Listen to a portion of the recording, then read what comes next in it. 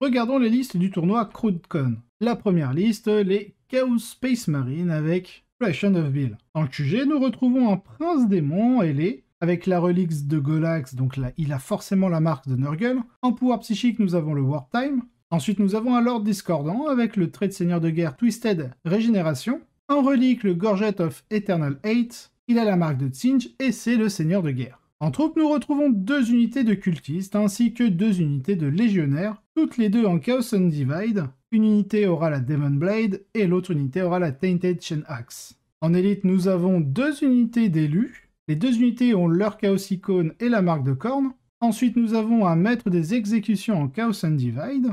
Et enfin, pour finir avec les élites, nous avons 3 unités de possédés. En transport dédié, nous retrouvons un Rhino du Chaos. Enfin, dans le deuxième détachement, qui est Vanguard, nous avons une allégeance avec Tsinch, en Chaos Demon. En QG, nous retrouvons un Changecaster, avec en pouvoir psy Infernal Flame et Infernal Gateway. Et en élite, nous avons 3 unités de 4 flammeurs. Le codex qui affrontera la Creation of Bill et le codex Aeldari. Nous avons dans cette liste Aeldari un bataillon Inari, avec en Ocelot 2 unités de Warlock Skyrunner, une de 3 et une de 2. L'unité de 3 a les pouvoirs psychiques Protect, Jinx et Quicken Restrain. L'unité de 2 a Ancestor Grace et en relique la Sunstorm. En QG, nous retrouvons un Farseer avec en pouvoir psychique Fateful Divergence et Focus Will. En trait de seigneur de guerre, nous avons l'Ambush Blade et c'est notre seigneur de guerre. Ensuite, nous avons un Farseer Skyrunner avec les pouvoirs Storm of Whispers et Crushing Orbs. Enfin, pour finir avec les choix de QG, bien entendu, si on joue Inari, nous avons Linkarn. En troupe, nous avons 2 unités de Ranger, toutes nues, ainsi que 2 unités de troupes Harlequin. Une de 9 avec 4 Kiss, 2 Embrace et 2 Caresses, et la deuxième troupe avec 2 Kiss, 2 Caresses et 2 Embrace. Passons au choix d'élite avec une première unité de Sea Dire Avenger, 2 unités de Link Banshee avec dans la première unité le Mirror Sword sur l'Exarch et le Piercing Strike. Dans la deuxième, nous avons le Crown Scream, Mirror Sword et Nerf Shredding Strike. En attaque rapide, nous avons une unité de 3 Shining Spear avec l'Earth Strike, Paragon Sword et le Shimmer Shield. Ensuite, nous avons une grande unité de 10 Swooping Hawk, bien entendu en Last Blaster sur l'Exarch et en petite relique, la Plume du Phénix. Et pour finir avec les attaques rapides, nous avons une Viper avec le Skater Laser. En soutien, nous retrouvons un Warwalker avec le Skater Laser, et en transport dédié, nous retrouvons un Star Weaver ainsi qu'un Wave Serpent avec des Skater Laser jumelés et ses catapultes Shuriken jumelées. Place au showdown!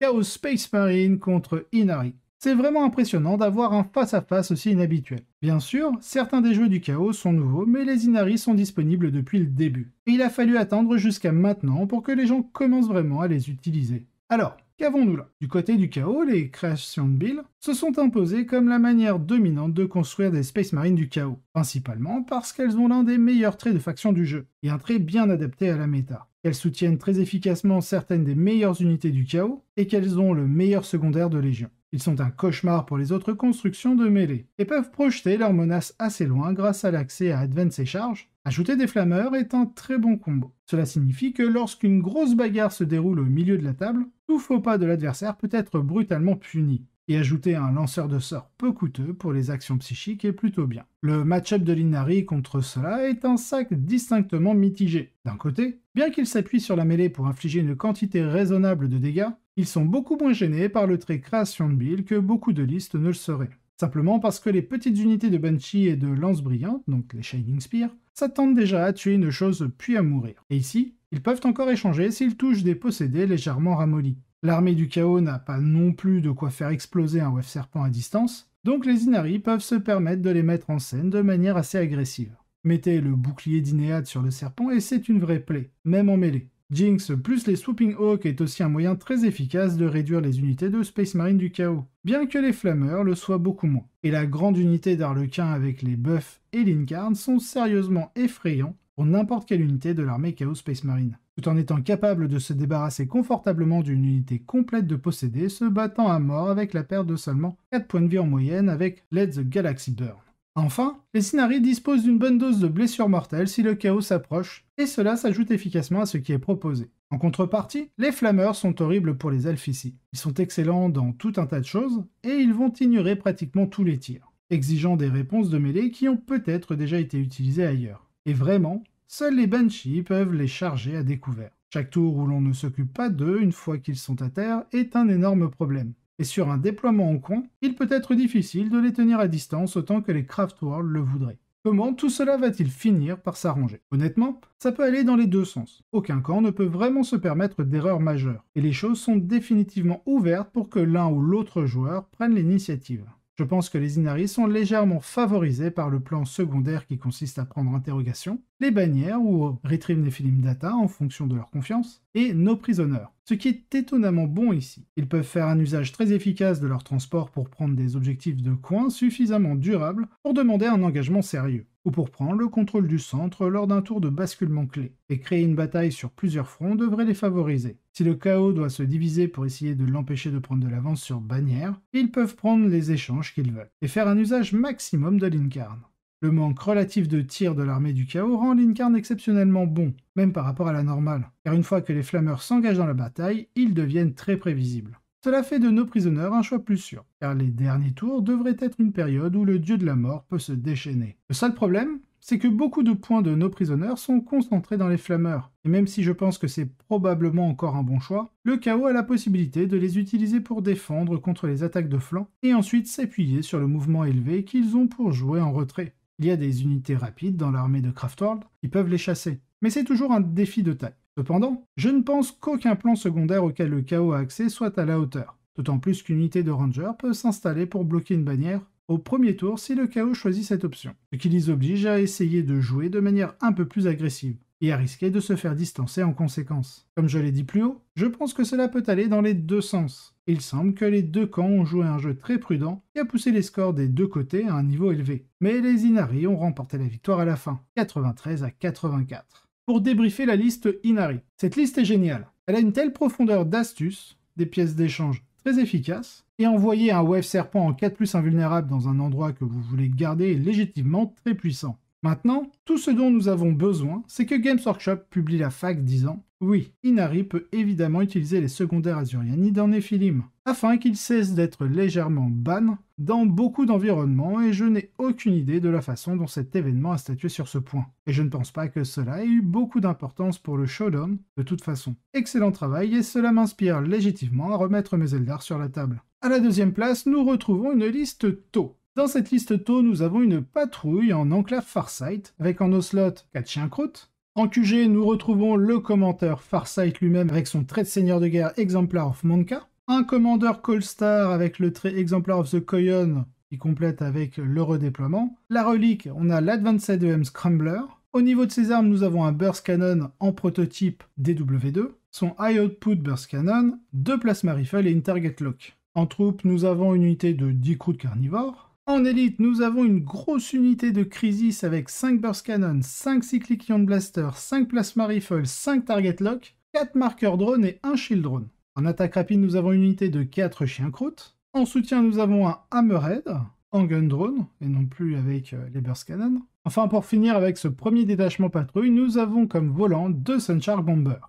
Dans le deuxième détachement patrouille, toujours en enclave Farsight évidemment, nous avons en QG un autre commandeur Colstar avec cette fois-ci comme trait le Precision of the Hunter pour la full reroll touche et bless, son High Output Burst Cannon, 2 Plasma Rifle et un lance-flamme-taux prototype en Thermoneutronic Projector. Et pour finir, il a bien entendu la Target Lock. En troupe, nous avons 2 unités de 10 croûtes. En élite, nous avons 2 unités de Crisis. Une première unité de 3 avec 3 Burst Cannon, 3 Cyclic Ion Blaster, 3 Plasma Rifle, 3 Target Lock, ainsi qu'un marqueur drone. Dans la seconde unité, nous aurons exactement le même équipement. Burst Cannon, Cyclic Ion Blaster, Plasma Rifle, Target Lock et un marqueur drone. En attaque rapide, nous avons une unité de Chien Croûte. Des équipes de Crisis, des commandeurs équipés et 2 Sunshark. Pas grand chose de plus que ça, à part quelques croûtes pour tenir le coup et un Hammerhead. Mais une perspective de dégâts très effrayante, et qui peut être assez flexible lors de la mise en place grâce à Master of the Koyon, en retirant ou en laissant les Sunsharks selon les besoins. Une équipe de Crisis peut opérer dès le début avec Strike and Fade pour accumuler les dégâts. Le reste peut soit dépanner, soit sortir de Deep Strike si nécessaire. Et le fait d'avoir 2 commandants capables de se battre en mêlée complète la liste avec un peu de capacité de contre-charge. Cette liste peut infliger de lourds dégâts au début tout en ayant beaucoup de matériel sacrificiel bon marché à déployer si elle doit aller plus lentement, ce qui la rend assez flexible et extrêmement effrayante. Définitivement une bonne façon de jouer les taux en ce moment, comme le montre cette liste. En top 3, nous retrouvons un Imperial Knight. Dans cette liste Imperial Knight, nous sommes en maison Taranis, avec comme serment Defend the Realm et Laylo the Tyrants. Bien entendu, nous retrouvons une première unité de 2 armigueurs Elverine, une unité de 3 armigueurs Warglaive, un chevalier errant avec l'exalted court Master Tacticien. En relique, nous avons la relique Taranis Fury of Mars. Bien sûr, c'est un Knight Baron. En tradition martiale, nous avons le Machine Focus. Et en trait de seigneur de guerre, nous avons celui de Taranis en Knight of Mars. Nous retrouvons une unité de 2 Moirax avec comme relique le Sanctuary pour celui qui sera en siège clos et Rat Cleanser.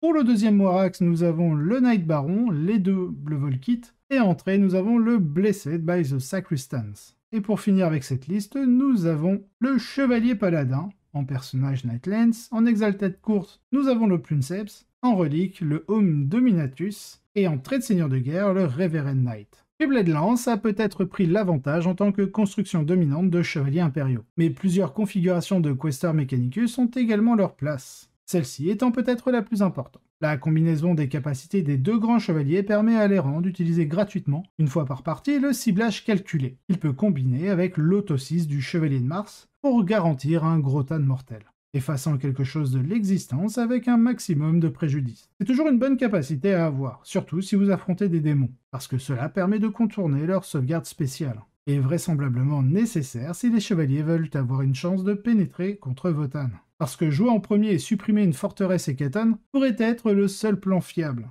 Bravo pour sa 3e place. Et en dernière place de ce top 4, nous retrouvons une liste Drukhari alliée aux Arlequins. Nous avons un premier bataillon avec en QG Drazar, avec bien sûr son trait de seigneur de guerre, et il est lui-même seigneur de guerre. Une succube avec Adrenalite, Precision Blow, Cryptish Whip et Showstealer. En troupe, nous avons 3 unités de Vrak. En élite, nous avons 2 unités de Corsair Void Scared, chacune ayant leur Wayseeker. La première avec le Faithful Divergence et le deuxième avec l'Exécutionneur.